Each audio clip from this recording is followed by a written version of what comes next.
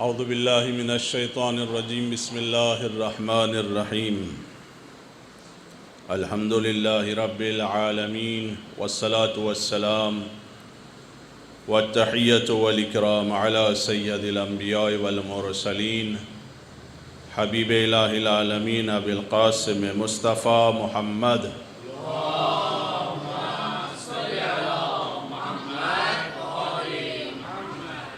وأهل بيته الطيبين الطاهرين المعصومين المظلومين ولعنة الله على أعدائهم أجمعين رب اشرح لي صدري ويسر لي أمري واحلل عقدة من لساني يفقهوا قولي رب ادخلني مدخل صدق وأخرجني مخرج صدق واجعلني من لدنك سلطانا نصيرا اوصيكم عباد الله ونفسي بالاعتصام بالتقوى فإنه حبل الله المتين وعروة وثقى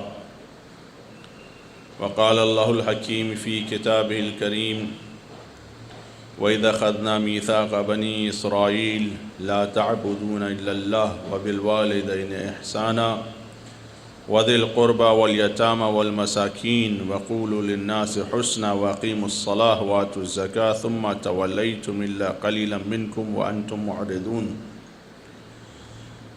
سب سے پہلے میں خود اپنے نفس کو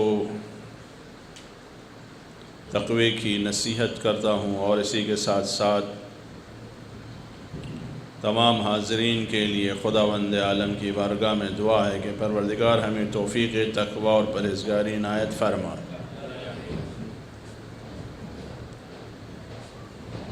مسلسل تقوی کے حوالے سے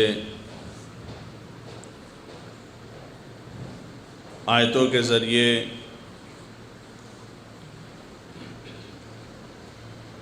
بات آپ تک پہنچانے کی کوشش کی گئی کہ جن میں خداوند عالم نے بتایا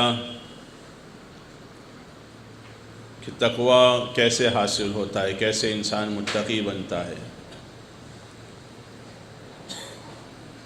خداوند عالم نے قرآن مجید میں فرمایا اپنے ہر عمل کو عبادت بنا دو، یہ ایک ذریعہ ہے تقوی حاصل کرنے کا۔ اور اسی کے ساتھ ساتھ خداوند عالم نے میثاق کا ذکر کیا کہ اس میثاق کو، اس وعدے کو، اس عہد کو وفا کرو، اس سے بھی تقوی حاصل ہوتا ہے۔ اور وہ میثاق کیا ہے؟ جس میں سے سب سے پہلا جو عہد تھا، میثاق تھی، اس میں ارشاد ہوا ان لا تعبدون الا اللہ۔ سب سے پہلی چیز اللہ کے علاوہ کسی کی عبادت نہیں کرنا۔ ہر چیز میں توحید ہو تمہاری، نہ صرف نماز روزہ، نہ صرف زبان سے کہہ دیا توحید، نہ، ہر چیز تمہارا، ہر عمل اس کے اندر توحید ہو۔ تمہارا کاروبار جو ہے، تمہارا ملنا جلنا اٹھنا بیٹھنا، انسان کی ہر چیز کے اندر توحید دکھائی دینی چاہیے۔ اور اس کے بعد دوسری چیز تقوی حاصل کرنے کی وبالوالدین احسانا، والدین کے ساتھ نیکی، یعنی جب بھی نیکی کا ہمیں موقع ملے، جب بھی ہم نیکی کریں، سب سے پہلے والدین کا ہم خیال کریں۔ سب سے پہلے ربنا اغفر لی ولوالدی وللمؤمنین، پہلے اپنی مغفرت کی دعا کرو اور اس کے بعد سب سے پہلے کس کے لیے دعا کرو؟ والدین کی، پھر مومنین کے لیے، پہلے والدین ہر میدان میں۔ اسی طریقے سے اور بھی جو نیکیاں، وہاں پر بھی والدین، اور باقاعدہ اس کے اوپر مفصل کتابیں لکھی گئی ہیں، لیکن ہمارے یہاں والدین کے حوالے سے کتابیں پڑھنے کا ماحول ہی نہیں ہے۔ ایصال ثواب میں والد یا والدہ کی جب ایصال ثواب کی مجلس ہوتی ہے تو ذکر خیر ہو جاتا ہے، ان کے حقوق کیا ہیں۔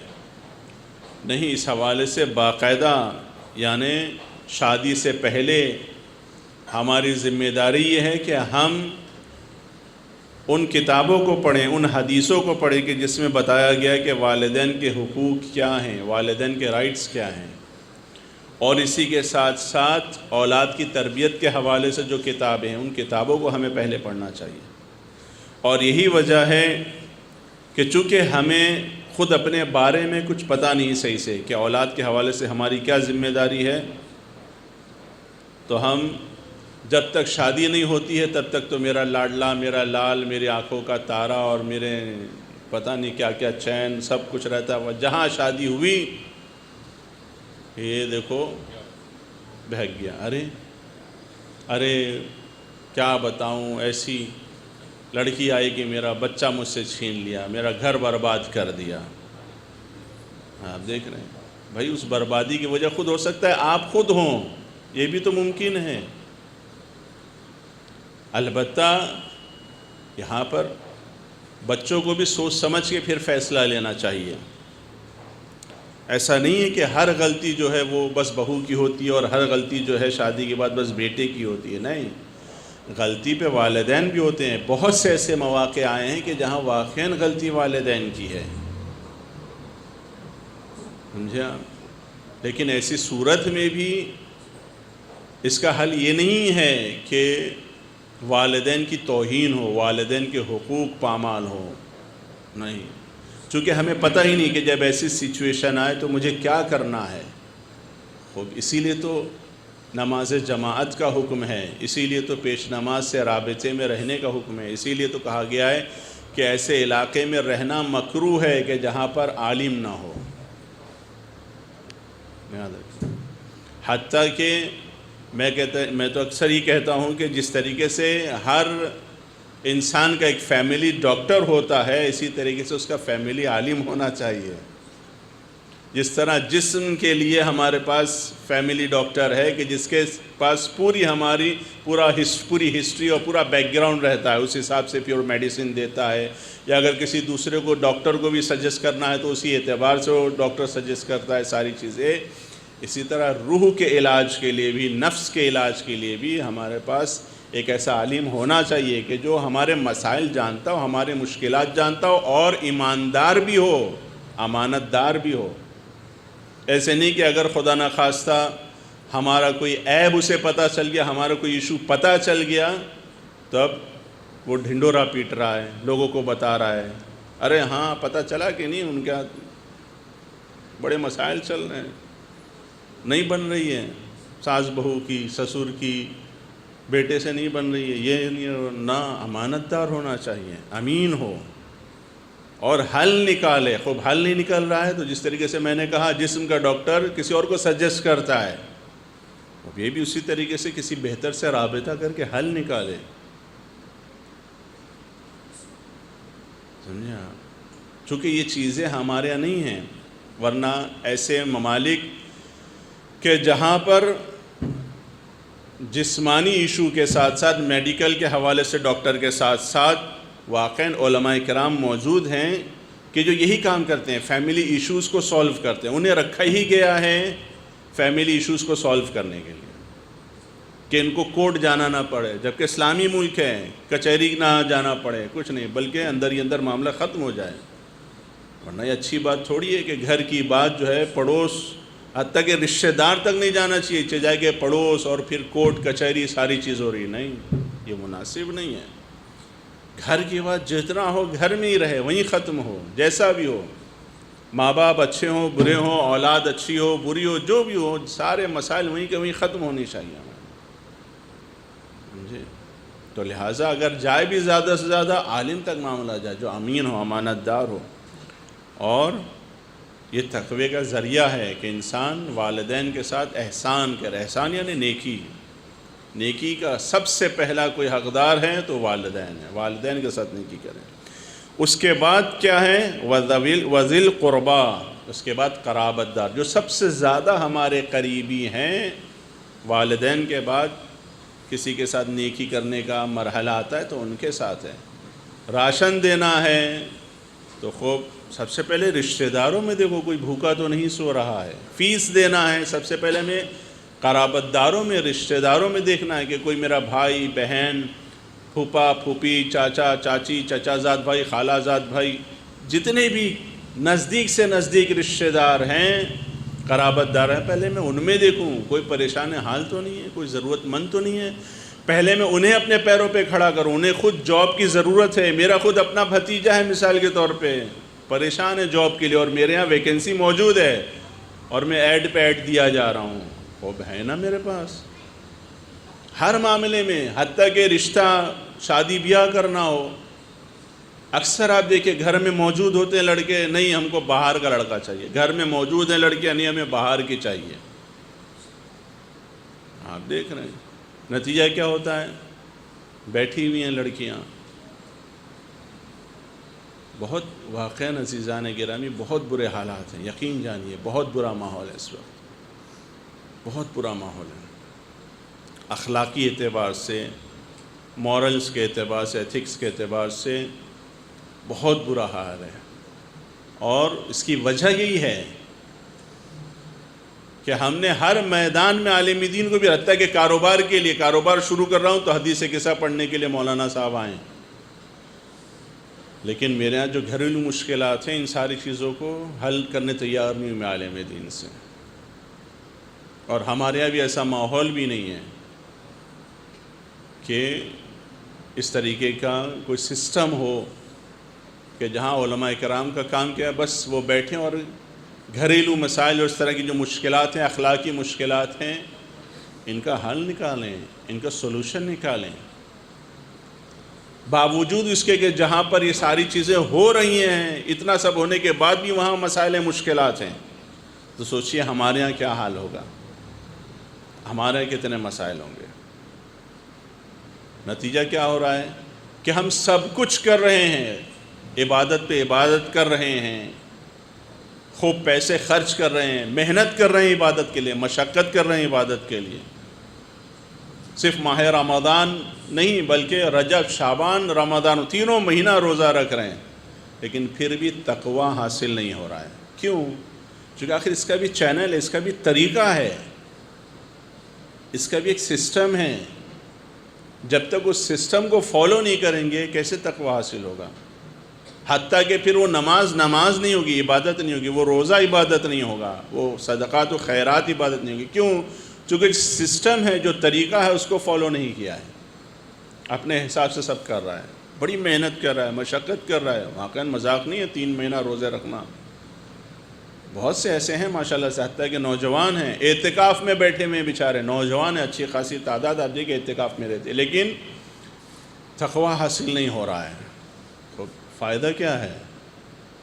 یہ تو صرف ایکسرسائز ہے، اس کے علاوہ کچھ بھی نہیں، چونکہ ہدف ہر چیز کا محور یہ ہے کہ تقویٰ حاصل ہو، اور اگر تقویٰ حاصل نہ ہو تو ہمیں وہیں پر بریک لگانا چاہیے اور سوچنا چاہیے، غور کرنا چاہیے، فکر کرنا چاہیے کہ آخر کیا وجہ ہے اور اس کا حل نکالنا چاہیے۔ پروردگار ہمیں توفیق تقویٰ پرہیزگاری عنایت فرما۔ بسم اللہ الرحمن الرحیم، انا اعطیناک الکوثر فصل لربک وانحر ان شانئک هو الابتر۔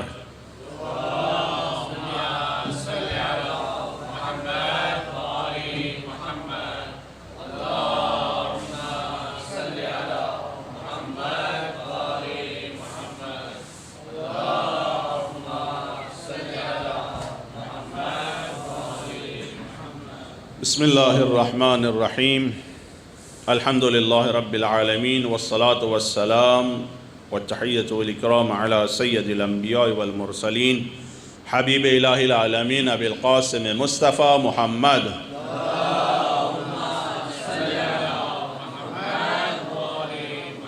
وعلی قائد الغر المحجلین امیر المؤمنین علی بن ابی طالب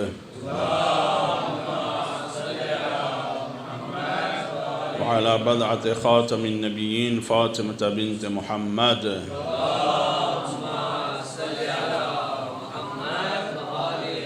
والحسن بن علي المجتبى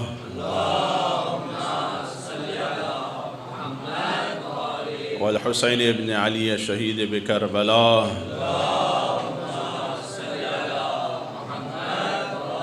وعلي بن الحسين زين العابدين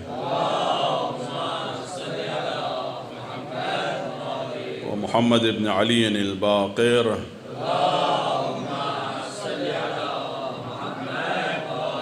جعفر بن محمد الصادق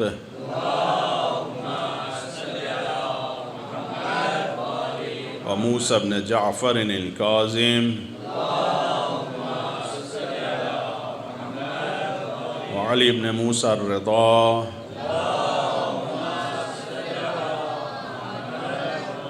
ومحمد بن علي التقي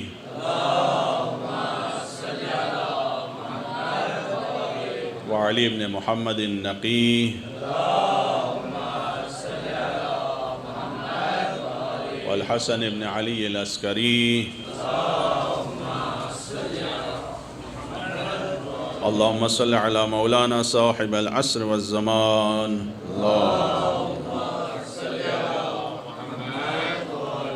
اللهم عجل فرجه وسهل مخرجه واللعنة الدائمة على أعدائهم أجمعين أوصيكم عباد الله ونفسي بالاعتصام بالتقوى فإنه حبل الله المتين وعروة وثقاه۔ دوبارہ سب سے پہلے اپنے نفس کو تقوی کی وصیت کرتا ہوں اور اسی کے ساتھ ساتھ حاضرین کو بھی۔ دوسرے خطبے کے حوالے سے کئی مناسبتیں ہمارے سامنے ہیں، علاقائی مناسبت سے لے کے عالمی سطح کے اوپر، لیکن سب سے پہلے وہی عظیم مناسبت کہ جو ایام عزائے فاطمہ زہرا سلام اللہ علیہا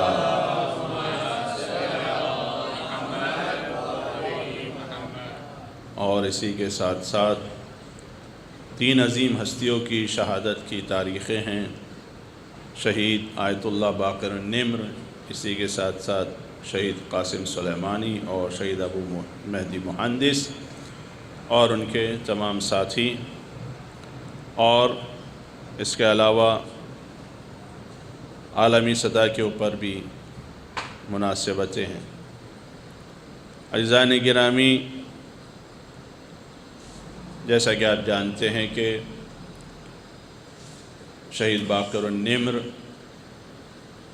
اور اسی کے ساتھ ساتھ شہید قاسم سلیمانی اور ابو مہدی مہندس، باوجود اس کے کہ ان کا تعلق ہماری سرزمین سے نہیں ہے، ہمارے ملک سے نہیں ہے، لیکن ان کا اقدام، ان کی خدمات عالم انسانیت کے لیے تھی، نہ صرف تشیع یا مسلمین کے لیے، اور یہی وجہ ہے کہ ان عظیم ہستیوں کی شہادت کے بعد نہ صرف شیعوں نے اور مسلمانوں نے بلکہ غیر مسلمانوں نے بھی خراج عقیدت پیش کیا۔ اور عزیزان گرامی، یہ عظیم درس کربلا ہے اور یہ عظیم علامت ہے راہ کربلا پر چلنے والوں کی کہ کربلا ایک ایسا عظیم کارنامہ ہے کہ جو عالم انسانیت کے لیے، عالم انسانیت کی نجات کے لیے وجود میں آیا، اتنی عظیم قربانیاں دیں، اور اس راہ پر جو بھی چلتا ہے وہ بھی اس کا اقدام، اس کا قیام، اس کی موومنٹ عالم انسانیت کے لیے ہی ہوتی ہے۔ اور یہی ہمارے لیے بھی ایک پیغام ہے، میسج ہے کہ ہم بھی اپنے علاقے میں جہاں بھی رہیں انسانوں کے لیے رہیں، نہ کہ مسلمانوں کے لیے اور شیعوں کے لیے۔ ہمارا تعلق ان ہستیوں سے ہے کہ جو انسانوں کے لیے رحمتاً للعالمین ہیں، عالمین کے لیے رحمت ہیں، عالمین کے لیے باعث برکت ہیں، ائمہ عالمین کے لیے ہیں، انبیاء عالمین کے لیے، خدا رب العالمین ہے۔ لہذا ہماری بھی ذمہ داری ہوتی ہے کہ ہماری سروس، ہماری خدمت، ہمارے اقدامات انسانوں کے لیے ہوں، ضرورت مندوں کے لیے ہوں۔ اور قاسم سلیمانی کے اقدامات خود گواہ ہیں، مثال کے طور پہ خود ہندوستان کے اوپر قاسم سلیمانی کا بہت بڑا احسان ہے۔ یہ اور بات ہے کہ ملکی سطح کے اوپر جس طریقے سے اس انسان کی قدر دانی ہونی چاہیے، قدر نہیں کی گئی، خوب امید بھی نہیں لگانا چاہیے۔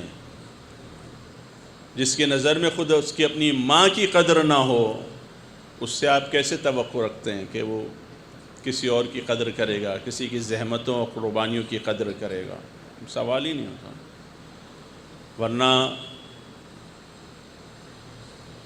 جو نرسیں ہمارے ملک کی گرفتار تھیں، ڈاکٹرز داعش کے چنگل میں تھے، تو ایسا نہیں ہے کہ بس قاسم سلیمانی نے کہا اور چھوڑ دیے گئے وہ، نہ، اس کے لیے بھی بہت بڑی قیمت چکانی پڑی ہے قاسم سلیمانی کو۔ البتہ قیمت کا مطلب یہ نہیں کہ ڈالر دینے پڑے نا، بہرحال یہ سارے معاملات ایسے نہیں ہوتے ہیں،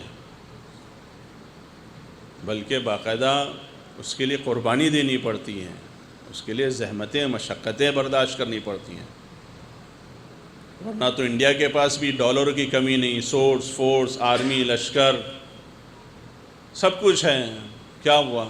چھڑا پائے تھے؟ نہیں چھڑا پائے تھے۔ وسیلہ کون بنا تھا؟ ذریعہ کون بنا تھا؟ قاسم سلیمانی۔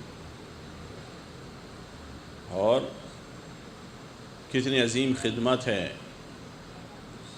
معمولی کام نہیں ہے یہ۔ اس طریقے سے خود داعش کو روکنا، وہ داعش کہ جس کا معاملہ صرف سیریا لبنان تک محدود نہیں تھا، عراق تک محدود نہیں تھا، ایران تک محدود نہیں تھا، اس داعش کے ذریعے سے دشمنان انسانیت، نہ کہ دشمنان اسلام، دشمنان انسانیت کی جو اسرائیل اور امریکہ ہیں، وہ خود آپ کے ملک، آپ کی سرزمین تک پہنچنے والے تھے۔ خود آپ اپنے ملک کے جو وزراء ہیں ان کے بیانات دیکھیے، آپ موجود ہیں میڈیا پہ، کہ داعش کی پلاننگ کیا ہے انڈیا کے حوالے سے۔ تو کیا انڈیا کے لیے خطرہ نہیں تھا داعش؟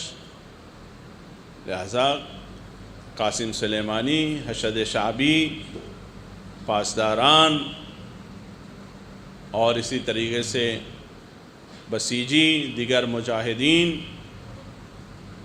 حزب اللہ، ان سب کا احسان ہے ہماری سرزمین کو، ہم پر بہت بڑا احسان ہے ان لوگوں کا۔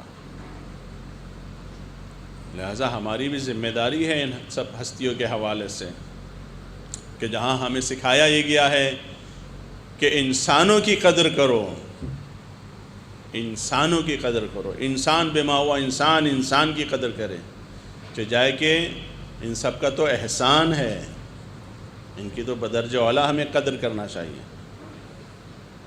لیکن آپ دیکھیے کس طریقے سے ان بزرگواران کی قربانیوں کی بعض جگہ سے سننے میں آتی ہے، توہین کے حوالے سے کس طریقے سے بعض لوگ توہین کر رہے ہیں، ان کی قربانیوں کے حوالے سے کیسے کیسے سٹیٹمنٹ دے رہے ہیں۔ خوب یہ جہالت کی دلیل ہے، یہی اخلاقی پستی اسی کو کہتے ہیں، کہ انہیں ہر ہفتے علم تو دیا جا رہا ہے، ظاہری طور پہ علم بھی نہیں دیا جا رہا ہے، بلکہ انفارمیشن ڈیلیور ہو رہی ہے، ہر ہفتے انفارمیشن دی جا رہی ہے بس، لیکن انہیں انسان بھی نہیں بنایا جا رہا ہے۔ مسلمان رکھنا تو بہت دور کی بات، مسلمان صرف کلمہ پڑھ لیا ٹھیک ہے، مسلمان ہو گیا، لیکن اپنے عمل سے اس کو پروف کرنا ہے مسلمان۔ آپ پڑھیے امام علیہ السلام نہج البلاغہ میں کیا فرماتے ہیں، عقیدہ جو کچھ ہمارا ایمان ہے اس کو عمل سے پروف کرنا ہے، ایمان کچھ اور ہے اور عمل سے کچھ اور آدمی۔ یہ بہت افسوس کی بات ہے، یہ سب عبرتیں ہیں ہمارے لیے، سمجھے آپ؟ لیکن اسی کے مقابلے میں ہماری جو ذمہ داری ہے ہمیں اسے انجام دیتے رہنا چاہیے۔ ہمارا جو وظیفہ ہے، جو ہماری رسپانسبلٹی ہے، اس سے ہمیں پیچھے نہیں ہٹنا چاہیے۔ ایک اور مناسبت جو ہمارے سامنے ہے، کہ جو بہت ہی بہترین کام انجام پایا ہے اور بہت عظیم کام انجام پایا ہے، اور جو ہمارے لیے بہت ہی خوشی کا باعث ہے، یہ اور بات ہے کہ ایام عزا ہیں، ایام عزائے حضرت فاطمہ زہرا سلام اللہ علیہا ہیں،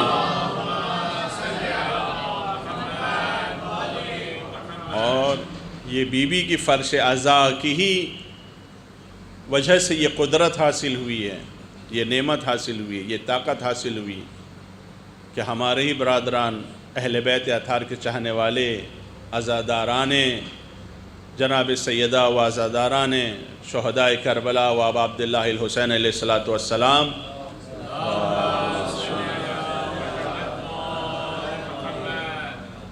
کہ وہ کامیاب ہوئے ہیں کہ خلا میں اسپیس میں اپنا سیٹلائٹ سیمور کے نام سے کامیابی کے ساتھ ان لوگوں نے بھیجا ہے. اور یہ کامیابی یہ ایران کی کامیابی نہیں ہے، یہ ایرانیوں کی کامیابی نہیں ہے، حتیٰ کہ مسلمانوں کی کامیابی نہیں ہے، یہ انسانوں کی کامیابی ہے، یہ مستضعفین کی کامیابی ہے. ایران کا ہر کامیاب تجربہ اس کا تعلق ایران سے نہیں ہے، بلکہ اس کا تعلق انسان سے ہے. چونکہ آج یہ ملک انسانوں کے لیے کھڑا ہوا ہے، انسانوں کے لیے مقابلہ کر رہا ہے. یہ انقلاب اسلامی ایرانی نہیں ہے، یہ اسلامی ہے، انسانوں کے لیے ہے. آپ اس چیز کو یاد رکھیں. اگر یہ انقلاب ایرانی ہوتا تو اس کی دھمک نائجیریا میں سنائی نہ دیتی. اگر یہ انقلاب ایرانی ہوتا تو اس کی دھمک لبنان میں سنائی نہیں دیتی. اگر یہ انقلاب ایرانی ہوتا تو اس کی دھمک سیریا میں اور عراق میں سنائی نہیں دیتی، بحرین میں، اور حتیٰ کہ اب آپ دیکھیے سعودی عرب بھی کیا حال ہے. سعودی عرب کا آپ کے سامنے ہے، اس کی دھمک یمن میں سنائی نہیں دیتی. ان تمام ممالک تک اس انقلاب کا پہنچنا بتا رہا ہے کہ یہ انقلاب ایرانی نہیں، اسلامی ہے، انسانی ہے، انسانوں کے لیے آیا ہے. یہ ورنہ انقلاب امریکہ میں بھی آیا ہے، انقلاب افریقہ ممالک میں بھی آیا، انقلاب ہندوستان میں بھی آیا. کہاں تک پہنچا یہ فکر، کہاں تک پہنچی؟ آج آپ خود دیکھیے، ہر انسان پریشان ہے. کتنا ترقی کیا ہے، آپ کمپیئر کر لیجئے. آپ اس انقلاب اسلامی کے بعد کی ترقی اور ہمارے انقلاب کے بعد کی ترقی، دونوں کا آپ کمپیئر کیجئے. زمین و آسمان کا فرق ہے. ہمیں کس مقام پر ہونا چاہیے تھا اور وہ نظام اسلامی آج کس مقام پر ہے؟ آپ خود انالائز کیجئے، تجزیہ کیجئے، غور کریں. کیوں، کیا وجہ ہے؟ اس پہ غور کریں. ہندوستان کا ایک ایک انسان غور کرے. آج ہندوستان کے ہر علاقہ جہاں جاؤ تشدد کا شکار ہے، گنتی کے لوگ ہیں. لیکن آپ دیکھیے کس طریقے سے گنڈا گردی کر رہے ہیں. ہمارے اپنے ملک کی جو مقدس ہستیاں ہیں ان کا بھی احترام باقی نہیں رہا. گاندھی جی کی کس طریقے سے توہین کی گئی، آپ دیکھیے کیا نہیں کہا گیا. ایک عظیم ہمارے ملک کا وزیر اعظم کہ جس کا دور جو خود وجود اس کا، جس کی شخصیت پڑھی لکھی شخصیت، قابل شخصیت، منموہن سنگھ، کھلے عام سر عام آدمی کہتا ہے کہ میں پوری کی پوری 6 گولیاں اس کے سینے میں داغ دوں. کیا بگاڑا اس نے؟ آپ غور کر رہے ہیں، آپ فکر کریں کہ ہمارے ملک کا وہ سٹیٹس، وہ مقام جہاں ہونا چاہیے تھا وہاں کیوں نہیں ہے؟ ہونا تو یہ چاہیے تھا کہ ایران ہم سے مدد لیتا، چونکہ ہمارے یہاں پہلے انقلاب آیا ہے. لیکن ہم دیکھ رہے ہیں کہ ہر قدم پہ ہمیں ایران سے مدد مانگنی پڑ رہی ہے. اور اس کے بعد بھی ہمیں بھروسہ کس کے اوپر ہے؟ امریکہ کے اوپر، کہ جو خود اپنے آپ کو سنبھال نہیں رہا ہے، دلدل میں پھنستا چلا جا رہا ہے. آپ پڑھیے، خود امریکہ کا نیوز پیپر، اسرائیل کا نیوز پیپر خود لکھ رہا ہے اس بات کو کہ روس، چین اور ایران جس حساب سے یہ متحد ہو رہے ہیں اور جس حساب سے یہ پاور میں آ رہے ہیں، ہر قدم امریکہ کا نابودی کی طرف جا رہا ہے. اور یہ حقیقت ہے. آپ انالائز کیجئے، تجزیہ کیجئے. ایران کو یہ قدرت کیسے حاصل ہوئی؟ ٹیکنالوجی سے، ایجوکیشن سے، انفارمیشن سے. میں نے بارہا کہا، ٹیکنالوجی، انفارمیشن، معلومات دوسروں کے پاس بہت زیادہ ہے. دوسروں کے اسکول، کالج بہت ایڈوانس ہیں. اس وقت فن لینڈ کا ایجوکیشن سسٹم سب سے بیسٹ مانا جاتا ہے. ایجوکیشن سسٹم کی اگر آپ بات کریں، لیکن فن لینڈ اس مقام پر ہے، اس جگہ پر ہے نہیں. کتنا پھیلا فن لینڈ، خود اپنے ملک میں بھی آپ دیکھ لیجیے اس کو. لیکن آج یہ نظام اسلامی آپ دیکھیے، باوجود اس کے کہ ساری سختی ہے، ہر طرف سے پابندی ہے، بندش لگی ہوئی ہے، لیکن کسی کی پرواہ نہیں کیا. کیوں پرواہ نہیں کیا؟ چونکہ بارہا انہوں نے کہا کہ چونکہ ہمارے پاس کربلا ہے ہمیں کسی کا کوئی ڈر نہیں ہے. وہ کربلا تو ہمارے پاس بھی ہے، لیکن پھر کیا وجہ ہے کہ ہم اتنا ڈرے ہوئے ہیں ان صاحب اقتدار پارٹیوں سے؟ حتیٰ کہ ایسے بھی ناہنجار بدبخت وجود میں آئے کہ جنہوں نے اپنا مذہب تک بدل دیا اور ابھی بہت سے لائن میں کھڑے ہوئے ہیں. یہ آپ یاد رکھیے، بہت سے بھی لائن میں ہیں. سمجھے آپ؟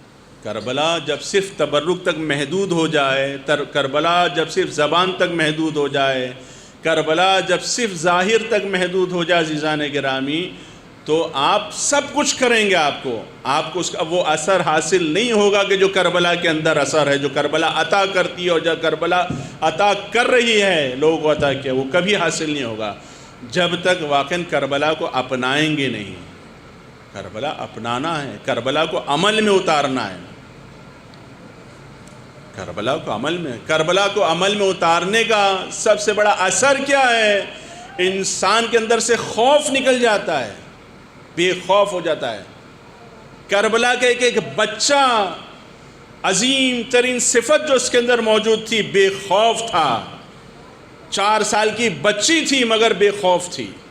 اور یہاں 60 سال کا 70 سال کا، دولت، پیسہ، پارٹی، سپورٹ، سب کچھ ہے، لیکن بھیگی بلی بنا رہتا ہے، ڈرا ہوا رہتا ہے، سہما ہوا رہتا ہے. آپ دیکھ رہے ہیں چھوٹے چھوٹے افسروں سے ڈرا رہتا ہے. خوف ہے. کیوں؟ کربلا دکھائی نہیں دے رہی تمہارے اندر؟ کیا وجہ ہے؟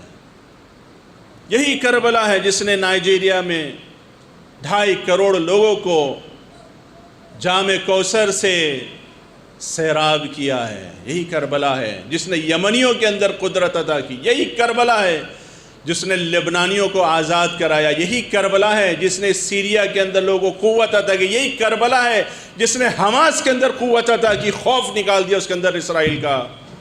خوف ہماری کربلا کیا کوئی اور ہے؟ کیا ہماری فرش ازائے فاطمی کوئی اور ہے؟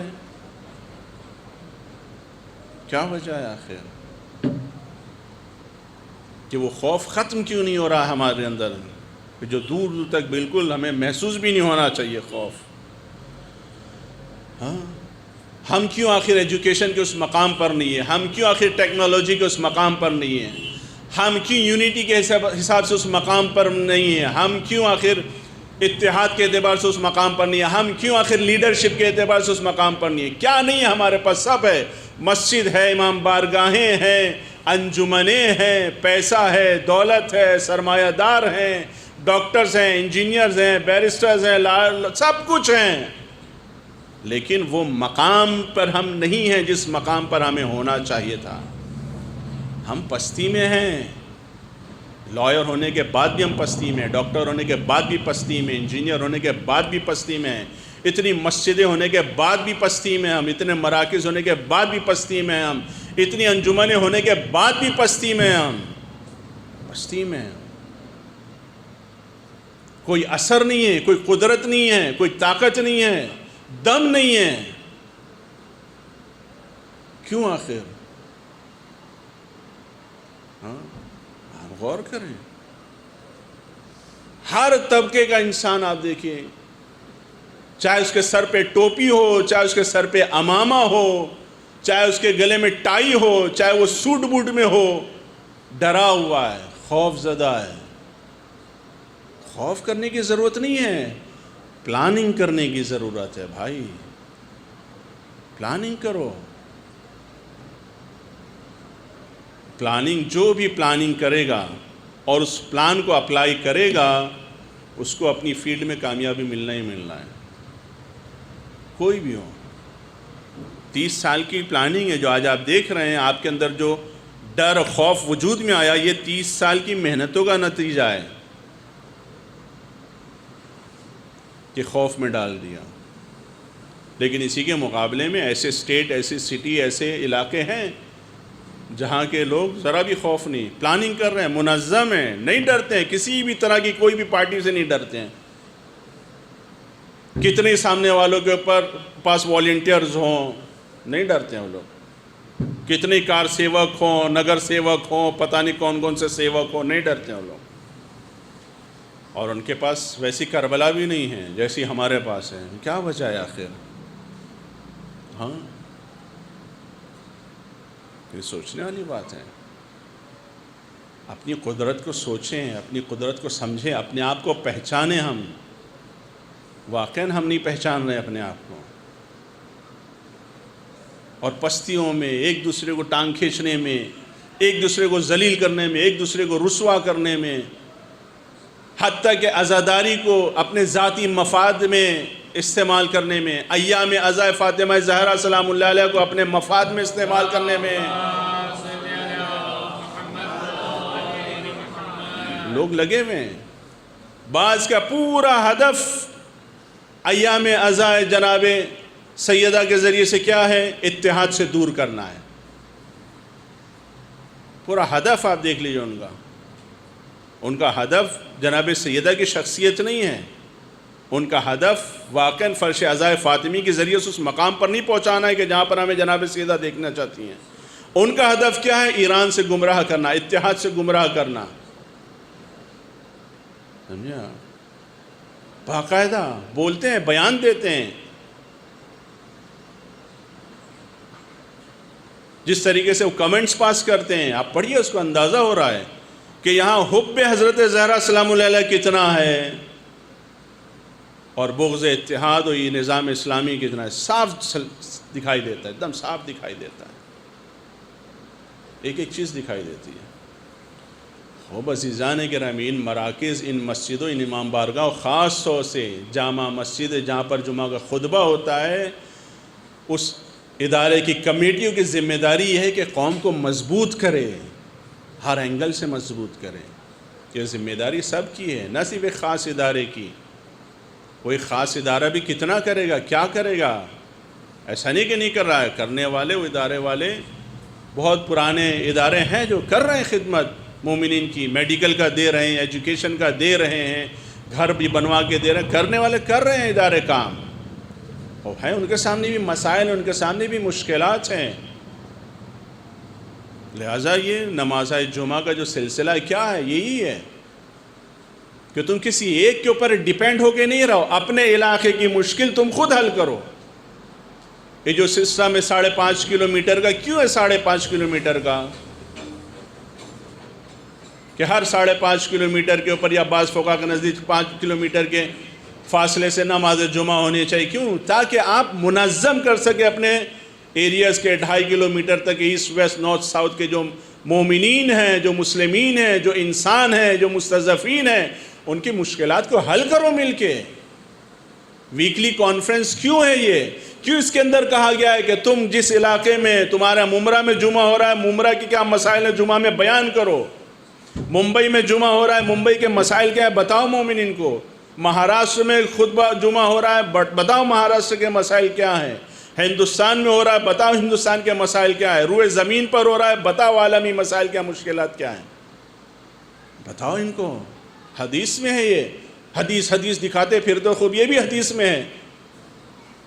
8ویں امام علی بن موسیٰ رضا علیہ السلام